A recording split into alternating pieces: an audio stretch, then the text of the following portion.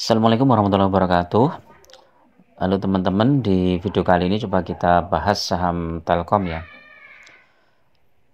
Saham Telkom ini termasuk saham teknologi ya, dan beberapa waktu ini sudah mulai ada tanda-tanda tren penguatan ya.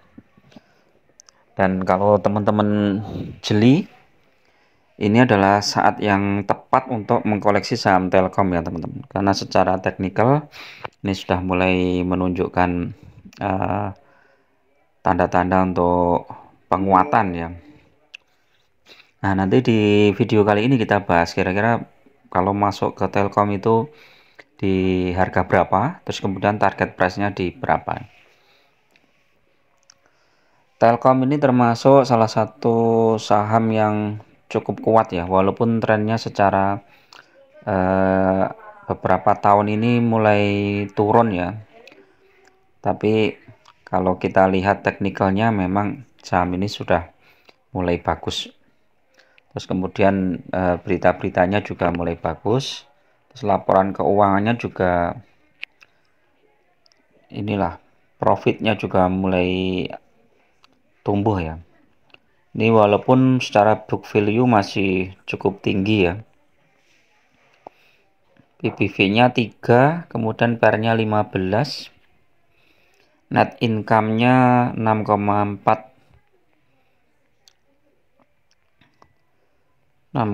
triliun ini ya kalau nggak salah ya. Coba kita lihat.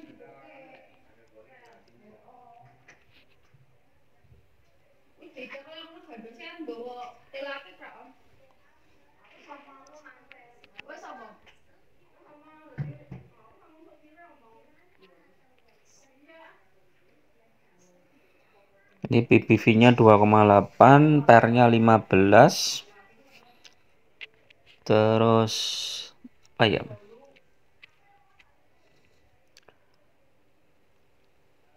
Laporan triwulan pertama 2023 naik ya IPS-nya, berarti labanya naik. Terus dividennya juga ada, rata-rata dividennya ini walaupun nggak terlalu besar, lumayan ini. Ada sekitar 167 itu berapa persen tuh ya? 4 persenan, jadi lumayan. Terus kita lihat corp action-nya, ini pembagian dividen 9 Juni ya sudah ya.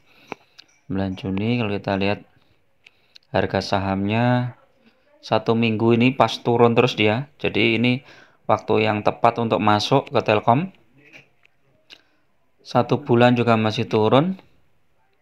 3 bulan turun, sempat naik di 4.400.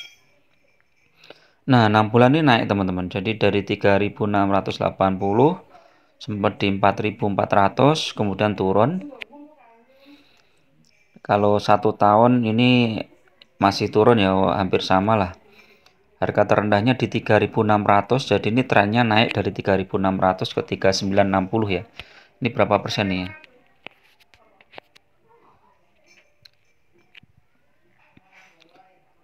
3.960 dikurangi 3.600 dibagi 3.600. Udah naik 10%. Kalau 3 tahun, oh 3 tahun lumayan nih naiknya. Dari harga terendah di 2560 ya. 3960. 3960 dikurangi 2560. Naik 1400 dibagi 2560. Naik 54%. Kalau 5 tahun hampir sama. Jadi saham Telkom ini memang fluktuatif ya teman-teman. Jadi kalau misalnya pas koreksi tajam teman-teman boleh masuk, atau kalau sudah punya di harga tinggi itu bisa average down ya di bawah, di harga bawah.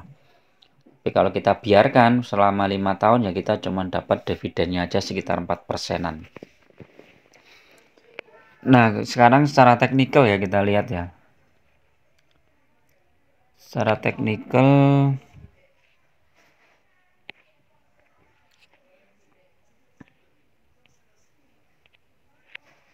Secara teknikal nih masih di bawah MA5 ya, masih trennya masih belum begitu kuat. Nanti kalau tuh tembus ke 3974 ya, atau 3980 lah, itu nanti trennya bagus, apalagi kalau tembus sampai 4000 ya. Terus stokastik nih buy, MACD sell, nanti kita lihat ya MACD nya. Foreign kita lihat, foreign mulai masuk 100.000 lot, Bollingernya bagus, ada potensi naik.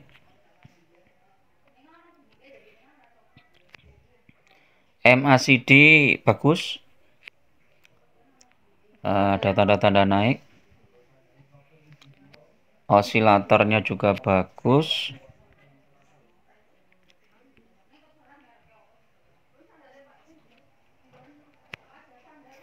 Stokastiknya juga bagus ya. Teman-teman bisa antri beli di harga 3960, 3950 ya.